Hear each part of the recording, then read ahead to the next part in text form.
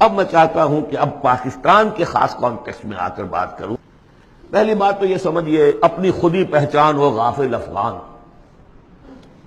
یہ پاکستان کس شے کا نام ہے؟ کیا یہ دنیا میں دوسرے جو مسلمان ممالک ہیں ویسا ہی مسلمان ملک ہے، یا اس کی کوئی خصوصی اہمیت ہے، کوئی خصوصی حیثیت ہے، کوئی امتیازی مقام اور مرتبہ ہے؟ اور یہ بھی سارا کچھ میں آپ کے سامنے رکھوں گا قرآن مجید سے.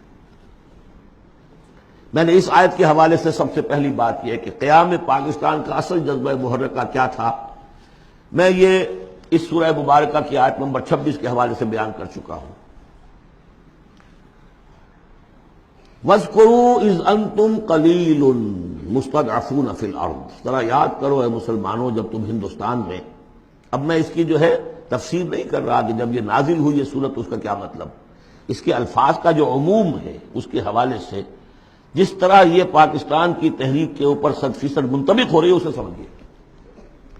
جبکہ تم اقلیت میں تھے، مستضعفون فی الارض، تمہیں زمین میں دبا لیا گیا تھا. ہندو زیادہ بیدار، زیادہ سرمایہ دار، زیادہ تعلیم یافتہ، اور انگریز اس کی پشت پناہی کر رہا تھا. کیوں کر رہا تھا؟ کہ مسلمان سے حکومت چھینی تھی، بغاوت کا اندیشہ تھا. ہندو پہلے بھی غلام تھا، اس کے لیے چینج آف ماسٹرز کا معاملہ تھا. پہلے غلام مسلمانوں کا تھا، اب عیسائیوں کا ہو گیا. اسے اٹھانا تھا مسلمان کے مقابلے. اس سے ایک خوف پیدا ہوا کہ اگر یہ انگریز چلا جائے گا، اب تو پھر بھی رول آف پین ہے، رول آف سورڈ تو نہیں ہے اس وقت. انگریز کی کچھ نہ کچھ قانون جو ہے رول آف لا تھا. اگر یہ چلا گیا اور ملک ہو گیا آزاد دنیا کے موجودہ اصولوں کے مطابق، ون مین ون ووٹ، تو مسلمان تو بالکل ہی رحم و کرم پر ہوں گے. ان کی تہذیب، ان کا تمدن، ان کی ثقافت، ان کی زبان، ان کے معاش کو، ان کے مذہب تک کے اوپر ہندو جو ہے وہ حملہ کرے گا اور اپنی 800 سالہ جو ہے غلامی کا یا 1000 سالہ غلامی کا بدلہ چکائے گا، جس کا ظہور ہو گیا تھا اندرا گاندھی کے انفاذ سے، جو سقوط مشرقی پاکستان کے وقت اس کی زبان سے نکلے ہیں. We have avenged our 1000 years defeat. 1000 سالہ شکست کا بدلہ چکا لیا. یہ تھا خوف. وَاذْكُرُوا إِذْ أَنْتُمْ قَلِيلٌ مُسْتَضْعَفُونَ فِي الْأَرْضِ تَخَافُونَ أَنْ يَتَخَطَّفَكُمُ النَّاسُ فَآوَاكُمْ. اللہ نے تمہیں پناہ دی، پاکستان دیا، 2 ٹکڑے دیے، تم اس میں آؤ اور پناہ لو. وَأَيَّدَكُمْ بِنَصْرِهِ، اور اپنی نصرت سے تمہاری تائید فرمائی.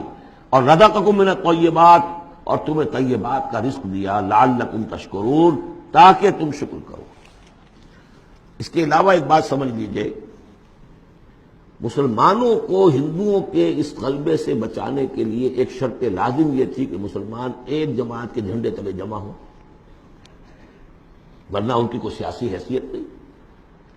کانگریس جیسی طاقت، بڑی منظم جماعت، سرمایہ اس کے پیچھے، تعلیم یافتہ لوگ اس کے پیچھے، انگریز کی سپورٹ اس کی، تو اس میں مسلمانوں کے لیے تو جب تک کہ وہ یکجان نہ ہو جائیں اور پوری ان کی قوت مسلم لیگ کے جھنڈے تلے نہ آ جائے، پاکستان کیسے بن جائے گا؟ اور یہ معلوم تھا کہ چاہے اصل تو محرک ہمارا یہی ہے کہ دباؤ سے بچ جائیں ہم، ان ہندوؤں کے دباؤ سے، ثقافتی، مذہبی، لسانی دباؤ سے، معاشی دباؤ سے بچ جائیں، لیکن یہ ہے کہ مسلمانوں کو یکجا کرنے کے لیے ایک نعرہ لگا. پاکستان کا مطلب کیا؟ لا الہ الا اللہ. وہ بات جو میں نے ابھی کہی تھی کہ حضور کا قرض ادا نہیں ہو سکتا جب تک کہ ہم ایسا نہ کریں، وہی بات ہے جو اقبال نے کہی تھی 1930 کے خطبے میں کہ مجھے یہ یقین ہے کہ ہندوستان کے شمال مغرب میں ایک آزاد مسلمان ریاست قائم ہوگی، اور اگر ایسا ہو گیا تو ہمیں موقع مل جائے گا کہ اسلام کی تعلیمات پر جو پردے پڑ گئے ہیں دور ملوکیت میں، انہیں ہٹا کر اصل تعلیم کا نقشہ دکھا دے دنیا کو. ہندوستان نے تو دیکھی مغلوں کی حکومت، خلجیوں کی حکومت، افغانوں کی حکومت، لودھیوں کی حکومت، خلافت راشدہ تو نہیں دیکھی نا. ہم چاہتے ہیں پاکستان میں وہ نظام قائم کریں. یہی قائد اعظم نے کہا تھا. پاکستان اس لیے چاہتے ہیں کہ اسلام کے اصول حریت و اخوت و مساوات کی ایک عملی نمونہ دنیا کے سامنے پیش کریں.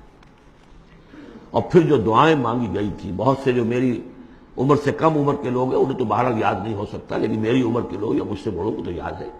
ہم نے نعرے لگائے، دعائیں مانگی گڑ گڑا کر، اور وہ دعائیں یہ تھی کہ اے اللہ تو ہمیں یہ ملک دے دے، ہم تیرے دین کا بول بالا کریں. 52 برس پاکستان کے ہو گئے، اس میں کتنا اسلام ہم نے نافذ کیا ہے؟ کہاں ہے وہ اصول حریت و اخوت و مساوات؟ وہی سودی نظام، وہی جاگیرداری نظام، خواجہ از خون رگے مزدور سازد لال ناب، از جفائے دہ خدایاں کشت دہ کانا خراب، انقلاب ہے انقلاب۔ یہ اقبال کہتا ہوا مر گیا۔ سرمایہ دار نے مزدور کے رگوں سے سرخ خون کشید کر کے شراب بنائی ہے جسے وہ شام کو بیٹھ کر پیتا ہے، اور زمیندار اور جاگیردار وہ کسانوں کی جو محنت کا اور خون پسینے کی کمائی اسے عیش کرتے۔ انقلاب انقلاب، لیکن وہ 52 برس ہو گئے، انقلاب تو نہیں آیا، وہی نظام۔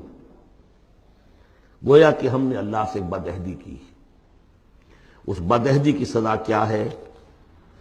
نفاق ہم پر مسلط کر دیا گیا۔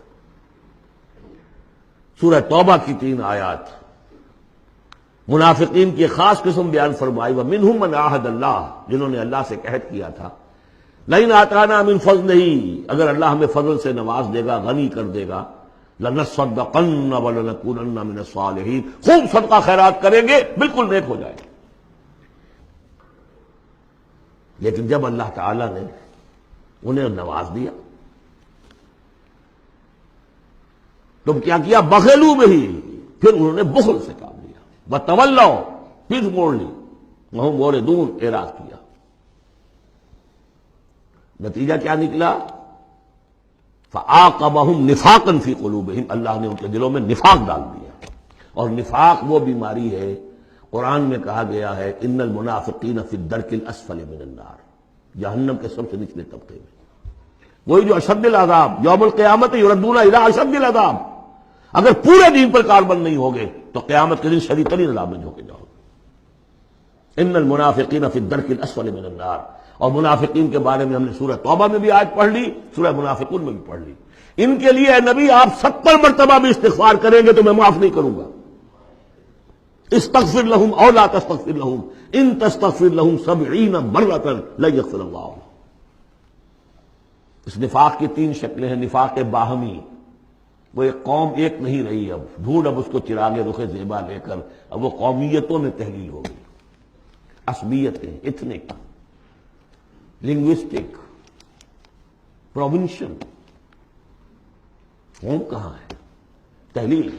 نفاق باہمی، ایک نفاق کردار، جو حضور نے فرمایا کہ 3 نشانیاں ہیں منافق کی، اگر تینوں چیزیں ہوں تو وہ کٹر منافق ہے، خواہ نماز پڑھتا ہو، روزہ رکھتا ہو اور اپنے آپ کو مسلمان سمجھتا ہو۔